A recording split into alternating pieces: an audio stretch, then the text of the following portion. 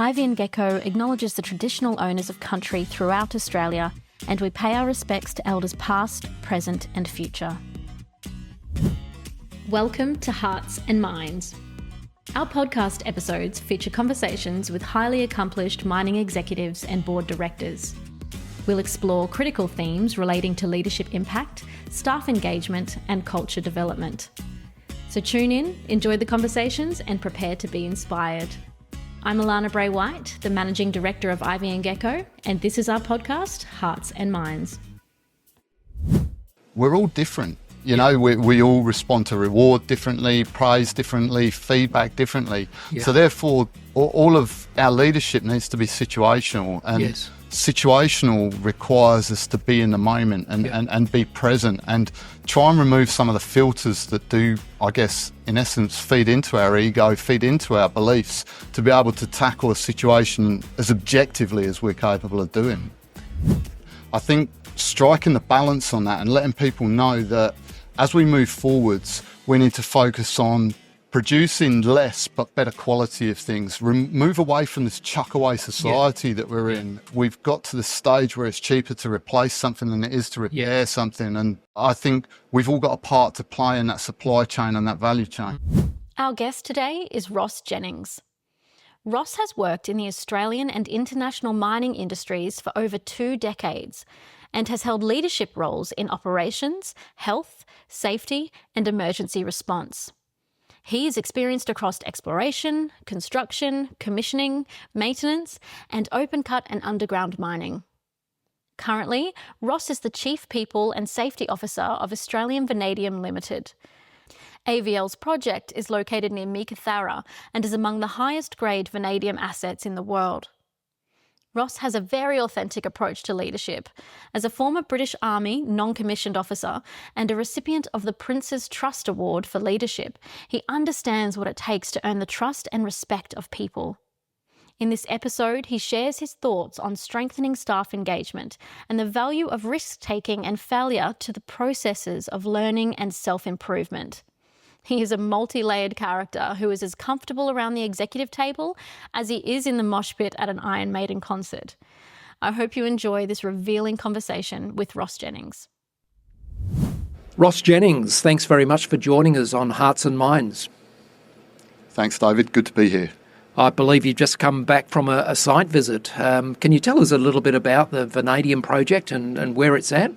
Yeah, I can. So at the moment, the site you're speaking of is just up on the Wangara Industrial Estate. I've just been up there. We're doing some works on the plant that we built last year, which has been commissioned and produced electrolyte for us. So there were just some refinements we were making on that. So just going up there, catching up with the troops, bit of boots on ground interaction with both our people and the contracting partner we work with up there. Yeah, and the actual project site in the Pilbara, whereabouts is that, Ross? It's in the Gascoyne. Oh, the Gascoyne, yeah. So the two parts of the project, the mine itself, which we have a 50-year deposit, is in Meekatharra. Yep. And the refinery location that we're looking at building on is about 70 or 80 k's east of Geraldton. Wow. Well, looking forward to reading all about it in the months and years ahead. I'm so glad that we secured you for this podcast, Ross, because knowing something about your background, you've got an incredibly diverse background and across different industries. So we'd, during the course of this episode, like to explore that a little bit because I'm sure you've got some very valuable insights you can share in terms of leadership. So let's first of all go back to where you came from. Where did you grow up and what was it like living there at the time? I'd use the term grown up loosely. I'm from just outside southwest London in the home counties. I was born in Surrey in a small village called Byfleet. It was semi-rural really as I was growing up. There was farmland around, lots of open spaces. Pretty idyllic childhood in that respect. You know, you could absolutely run amok, and during the summer, you know, it was really, really late nights, a lot of open space, and very, very, very, very good environment to grow up in, and do the things I enjoyed doing. Yeah. So growing up in London, does that mean you might have been a Chelsea supporter? No, I'm definitely not a Chelsea supporter. Actually, one of my good mates when I was growing up came from Manchester, so I'm a United fan, much to the disdain of most of my fellow Southerners. Okay, in terms of your early interests, whether it be at school or generally in your teenage years, did anything capture your imagination in terms of a potential career path at that stage? I was always attracted to the military. It was something that really sort of appealed to me, and I spent time in both the Air Force and Army cadets, and I really, really loved the outdoors. I sort of grew up fishing and mountain biking, and anything to do with the outdoors I really, really enjoyed. So that was probably the thing that appealed to me the most. Well, let's talk about the military aspect of your background, because I do find it fascinating. I read here that you were a British Army non-commissioned officer and a recipient of the Prince's Trust Award for Leadership. That sounds really impressive, but explain to us what it was. Why were you recognised in that way? Yeah, so during my time in the Army, I got to do a few different things. I did my trade and I trained as a physical training instructor and served with a couple of different units. But towards the end of my service, I'd sustained an injury, which meant that some of the things I really enjoyed doing weren't sort of open to me anymore. Mm. And as a result of that, I was fortunate enough to be selected to do a secondment into the voluntary sector with the Prince's Trust. And as we do in the military, I started to have some really good banter on the week that we went away to learn about what we were doing, where I was under the impression I was going there as like an understudy for a team lead. So I was quite excited, because a lot of my peers who were older and from very, very different sectors to me were team leaders, and when we heard what team leaders had to do, it was, whoa, that's a big ask. These are 16 to 25-year-olds, and at the time I'm 23. So there's potentially people that are older than me, some of whom had spent time at Her Majesty's pleasure. And when I did actually arrive there, I arrived at the youth centre I was going to be working out of, and to my surprise, the person I was due to be working with wasn't available, so I ended up the team leader. So a leader by accident. Yeah, that's absolutely right, David. So I was thrust into a position of responsibility outside of the military, where the discipline that we have in the military is probably slightly different to what I was going to experience out here. And I just gave it a red hot crack and really lent into it and really liked the opportunity that gave the participants, but also me as someone involved in the program, and my enthusiasm for that I was very fortunate and recognised for. So that's where that award comes from. So presumably that was a valuable piece of experience that you'd utilise later in your life and your career. Absolutely. Probably the ultimate baptism of fire, to be honest. Gone from having a joke and a laugh and being a larrikin, thinking, oh, this is really awesome, I'm going to learn from some amazing experienced youth worker or social worker, to finding no. And so absolutely it called on every resource I had and more. And I think that's where our growth occurs, when we really need to dig deep. That's where we really identify who we are, I think. Yeah, interesting. Another thing, Ross, that fascinates me in your background is you're a board member for an organisation called Teach, Learn and Grow. Tell us about that. Again, fortuitous. I had the opportunity to pursue a more senior role in the company I was employed with at the time, and I was enjoying my role and chose not to pursue a more senior role in that organisation.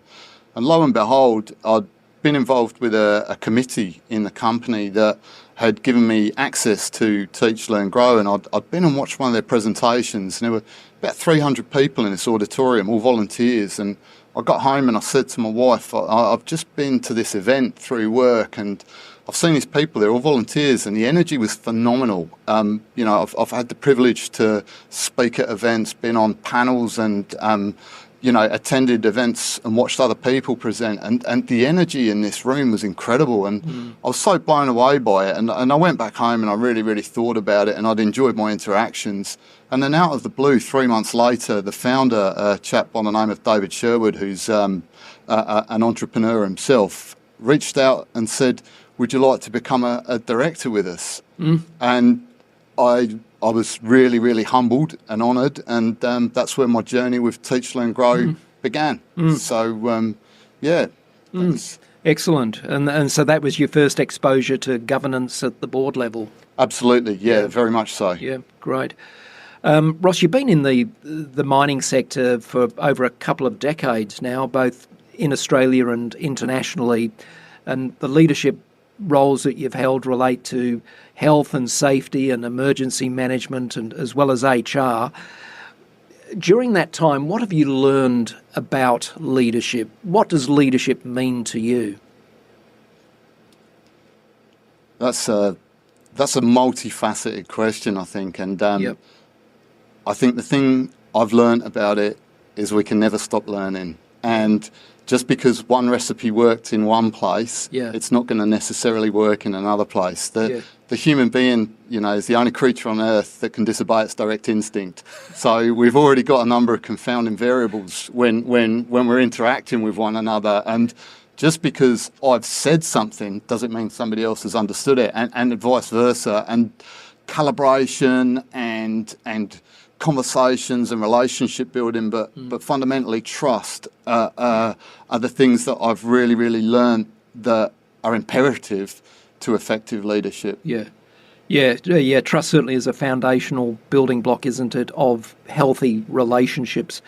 You mentioned a very healthy attitude of continuous improvement, and that's one of the qualities of leadership that I've discovered talking to many leaders in the mining industry, and in fact any industry. To continuously improve implies that along the way you'll make failures, and hopefully you'll learn from those failures. Is there any memorable failure that you'd like to share with us to demonstrate how you've learned from that mistake or deficiency, and how you've become a better leader? Just in the most recent week, are you asking, or across the career? Any time, but as a recent one would be helpful. No, that was half said in. Yes, I've continued to learn from my own faux pas, I think, and I try not to repeat them. Yeah. I think one I have really started to learn from and started to grow from, and really starting to try and embrace is, discretionary effort in leadership, and where we put our energy is really, really important. And sometimes we can trip up over our own egos, or, we find ourselves, probably the best example, switching back a little bit. Yeah.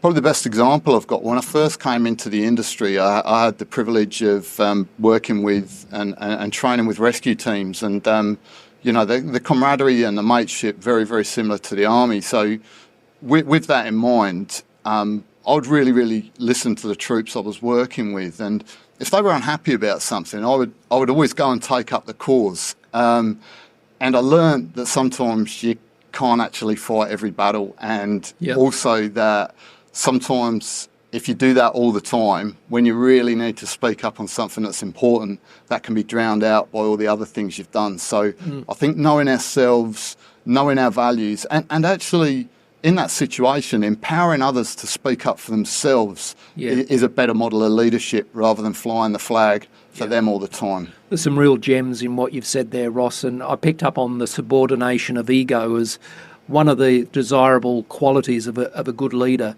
and also humility and self-awareness. These are qualities that presumably you've honed over the years as you've matured as a person. I think we continue to hone. I don't think they're ever honed or ever completely finished. I think if we believe we've finished on that journey, we're in danger of believing our own BS. I think it's something that we have to strive for. We have to be mindful. We have to be in the moment. And coming back to the previous point about people, understanding we're all different. You know, we all respond to reward differently, praise differently, feedback differently. Yeah. So therefore, all of our leadership needs to be situational, and situational requires us to be in the moment and be present and try and remove some of the filters that do, I guess, in essence, feed into our ego, feed into our beliefs, to be able to tackle a situation as objectively as we're capable of doing.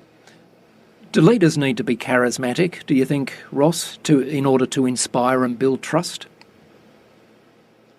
I don't think so. Inherently, I think we all have traits and we all have characters. If someone inherently or naturally is charismatic or that is their natural predisposition, then for them to be effective as a leader, I believe it's about being as close to our true selves as we really can. I think coaching has a role in leadership, and I think, you know, some of our flaws and some of the bits that might not be helping us move forwards can be smoothed out to a point. But the reality is we have to be as close to ourselves as we truly can, because when we're under pressure, we're going to show our true colours.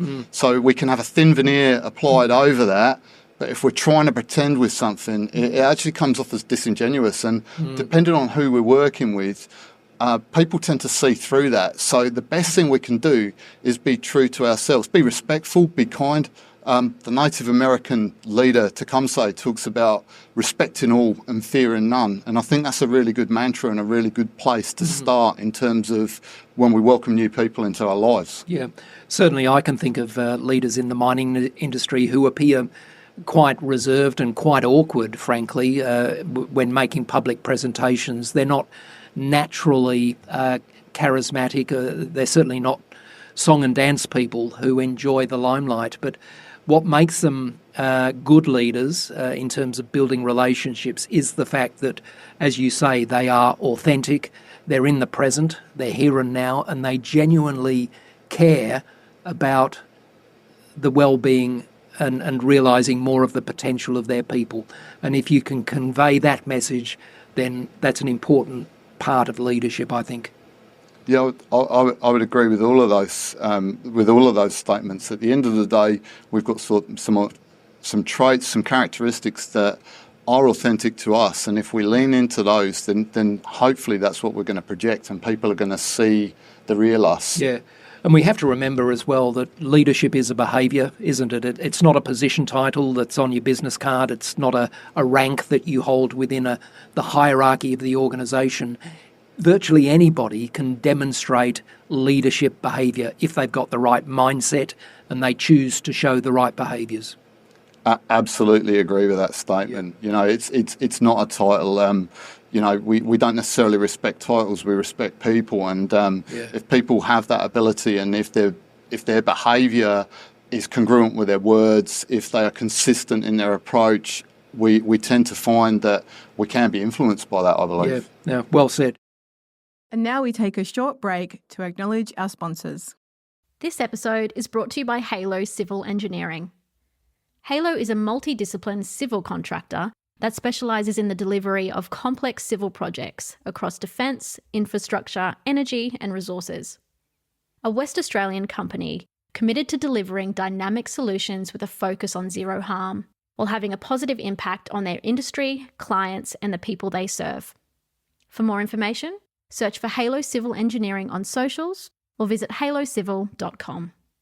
If you'd like to inquire about sponsoring an episode of Hearts and Minds, please reach out to us on LinkedIn or via email info@ivyandgecko.com.au. Ivy and Gecko is a leading Australian talent and organisational consulting firm. We specialise in providing executive search and board consulting services to ASX small and mid-tier explorers, developers and producers in the gold and critical minerals industries.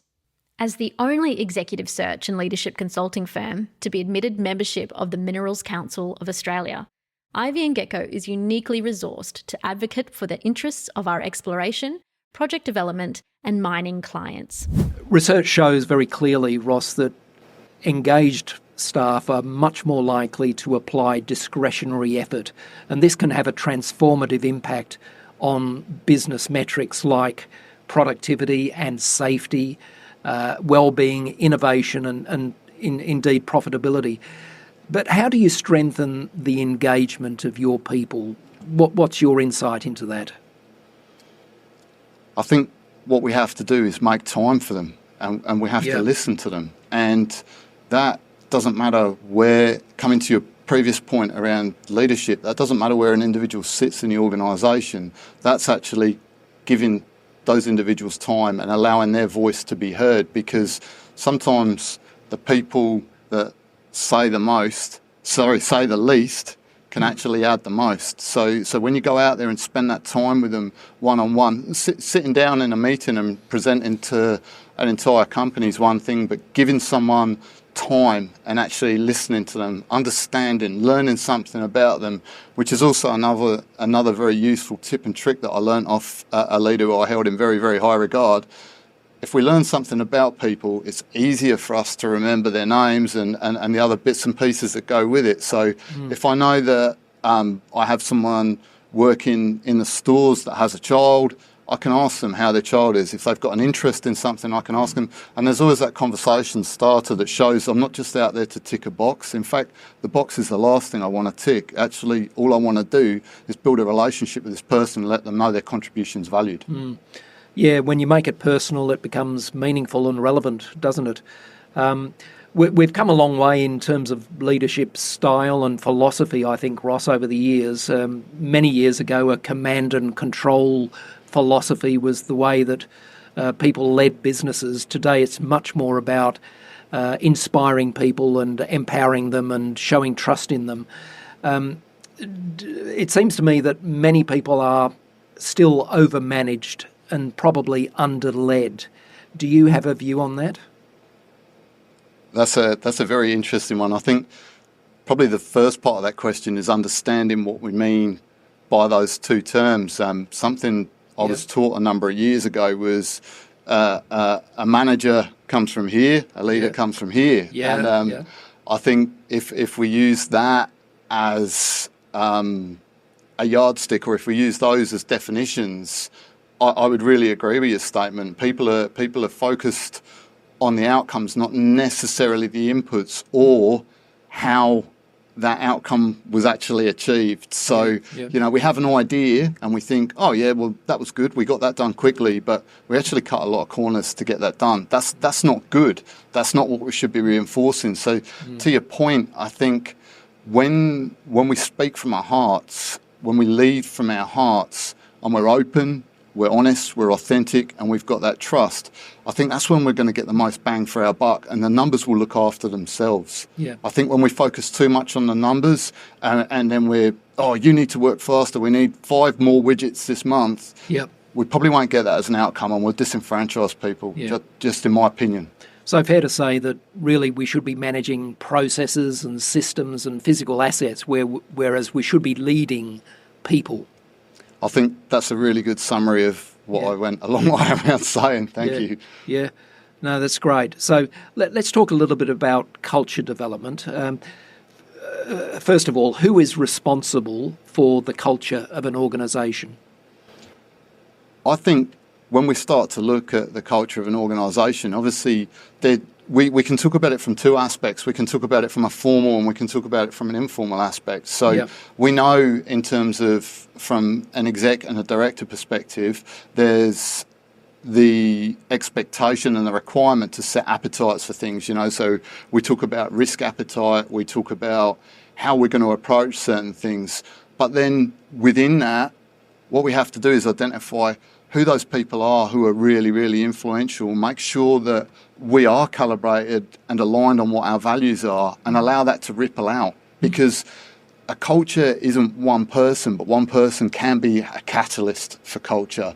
So recognising and empowering those and positively reaffirming what's done well and delivered in line with that and coaching what's not. Okay, that's really insightful. So part of the important process of building culture, therefore, would be to identify influential role models within the organisation who can act as the source of inspiration and modelling behaviour. Yeah, I think that's. I certainly think that's one thing. As I say, that isn't necessarily a silver bullet, but that forms part of it, because one person can't be everywhere all the time. So therefore, we need that multiplier effect. We need that magnification, and we'll only get that by empowering people who are champions for us and custodians for those values, the demonstration of them, and what good looks like. Yeah, great. Ross, have you ever been in a situation where you've needed to turn around a toxic culture, or at least be an important member within a team that had to turn around a culture that was damaging to an organisation? And if so, how did you go about it? Yeah, that's a really again, coming to my previous point, one person doesn't set a culture. One person can bring in some standards, try and maintain them, and when we start to talk about research, generally speaking, if we've got someone that's got a high performing or high output, and they're going into a lower performing or poor attitude type environment that don't generally lift the others, they generally get dragged down, and we begin to accept that as the norm. So I did work for a company. I'll avoid names. And when I arrived there, it was a very, very interesting and eye-opening situation to find myself in. I'd gone from a very, very mature site that had a lot of process, a lot of systems in place, very, very low attrition, so and some really, really high trust and good leaders, to a site that people wanted to do the right thing, but we didn't necessarily know what it looked like. It was one of the sites that was sort of not paid the attention as some of the other sites because it was more challenging to get to, and to that end, it was really, really challenging to actually try and set a mark and go for it. But fortunately enough, the second or third day I arrived there, we were audited, because we actually held the international standard, and we did terribly on this audit. So I had a benchmark that needed to be improved on, and the company's focus became a little bit more interested in this job. And I just started to get to know some of the characters and personalities in there. And initially, they were really, really resistant. And over time, I won their trust and spent time working with them to the point some of them are actually still friends of mine to this day. So that's probably the best example I can give without giving too much information away. No, that's fine and good. Let's talk about some of the industry opportunities and challenges. From a people and culture perspective, what most concerns you about the current state of the mining industry, and what do you think needs to be done to improve the situation? We talk about the industry being perceived in a negative light sometimes, and I think raising awareness about what a great industry it actually is, what great opportunities actually exist there, and I've been in situations where people have questioned me because I love the outdoors, I love the ocean, I love the mountains, I love all that stuff, but also I love our industry. And to me, it's about doing what we do responsibly, because I would point out that anybody that's challenged me is driving a vehicle, is wearing a watch. So these are all products from what we do, yet they see it as a terrible thing to do. I'm yet to be challenged by someone that's lived in a hole with no power or anything like that and come out and said what I'm doing is wrong. So I think striking the balance on that and letting people know that as we move forwards, we need to focus on producing less but better quality of things. Move away from this chuck away society that we're in. We've got to the stage where it's cheaper to replace something than it is to repair something. And I think we've all got a part to play in that supply chain and that value chain. You're talking about the important topic of pitching a value proposition to people. Wearing your Australian Vanadium Limited shirt, how would you sell what your company does to a younger person that's, deciding which career path to take? Well, that again is a multifaceted question to answer. But what I would say is, because we're looking at a vertically integrated model, we're talking about taking a product from the ground, refining or producing and refining a raw material that's going to become electrolyte for batteries or vanadium flow batteries. So not only are we producing a product in country that we're going to manufacture something with, we're also part of the long duration energy storage solution that is coming to a head in Australia right now as we speak. Ross, after many decades of being an exporter of raw materials, WA, there are some segments of the mining sector here in WA that are making some progress towards value adding through midstream and downstream operations. It hasn't been an easy journey for the industry. And do you think our local economy can ever become regarded as a global powerhouse in manufacturing green energy products, or is that a dream too far away? I think everything starts as a dream, right? Dream, believe, create, succeed. And if we keep doing what we've always done, we're unlikely to get a different outcome. However, if we challenge the way we do things, if we really truly want to achieve that, some of the variables that are in our control as miners, as companies involved in that supply chain, we probably need to look inwards, and we probably need to work closer and more collaboratively with one another than trying to sort of outdo each other, which is counterintuitive in the sense that, a commercial advantage is what makes our companies money and profitable. But if the long-term goal is to change what we've done in the past, then we have to look at these variables and really, really consider which ones we are prepared to compromise on. Here are some rapid-fire questions for you, Ross. When you think about people who have shown great leadership, who is the one that you most admire and why?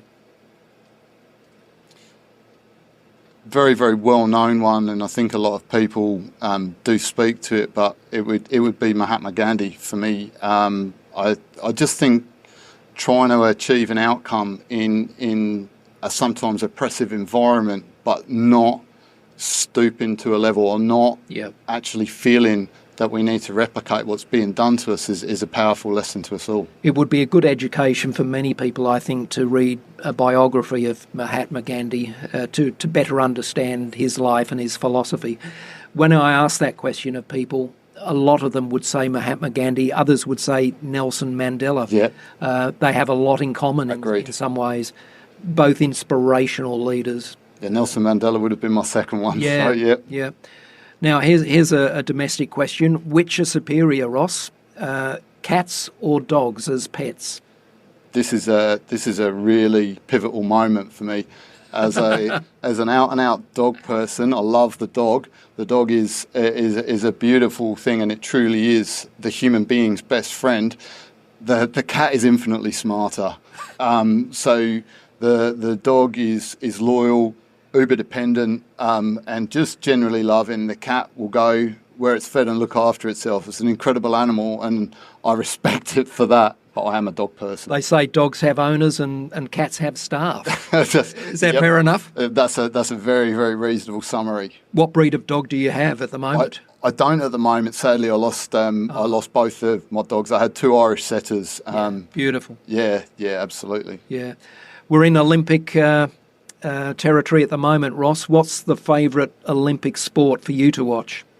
I have a very, very short attention span, so it has to be something quick. So it would be surfing or one of the sprint or explosive events. Yeah. Surfing is now an Olympic sport, isn't it? It is, correct. As of this year. It is. So and some of the athletes that are competing are absolutely incredible. And I think it's probably undersold how complex and how skilled the sport truly is. I've taken a fancy to breakdancing. Very nice. Yeah, the agility, flexibility of these people is amazing. I've broken a few things dancing, so I don't actually dance. But you do look a bit of a muso, I have to say, Ross. So what's your favourite music artist or band? I probably have a favourite artist or band for a lot of different genres. So I listen to everything from country music through to hardcore metal, and anything in between. Well, let's take those two genres, hardcore metal and country. Which are your favourite artists? Okay, well, I would go Lee Kernaghan for country, big Lee Kernaghan fan. Yeah. And then I would say on the metal side, not even on the hardcore metal side, actually, I will retract that, but lower down the scale, Iron Maiden have been my favourite band since I was about 11 years old. Seen them play a few times, every time they've been in Perth. Yeah. And what's your favourite country to visit, Ross? Despite my love of the ocean, probably Nepal. Is that right? Yeah, I absolutely love the Nepali people, and I spent a bit of time with the Gurkhas in the British Army, and found them incredible people to learn from and just to be around. Wow. And have you done ever any serious mountaineering in that part of the world? I have had the privilege of climbing over in the Himalaya, and I was involved in an expedition in 2014 for Beyond Blue, where we actually climbed some fairly prominent features there. So I've done Gokyo Ri, the Cholo Pass, L'Auberge East, and also summited Amadou Blam, which is one of the most technical features in the Solo-Khumbu and Everest National Park. So next stop is Mount Everest, perhaps? I'd probably ask my wife for that. She won't give you a leave pass. No, probably a story for another time. Now, what activity bores you the most? Anything involving shopping centres or concrete jungles of any sort. Okay. Conversely, what activity excites you the most? Pretty much anything outdoors.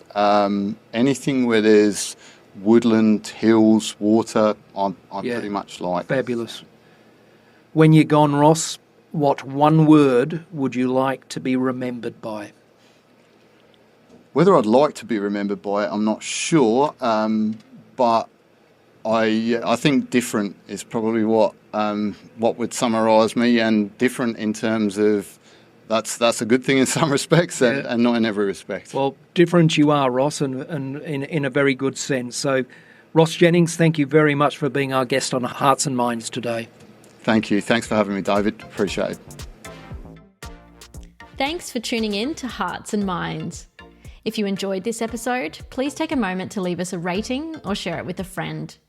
And don't forget to follow us and connect on social media for updates on all of our upcoming guests. I'm Alana Bray-White, and I look forward to you joining us for our next episode.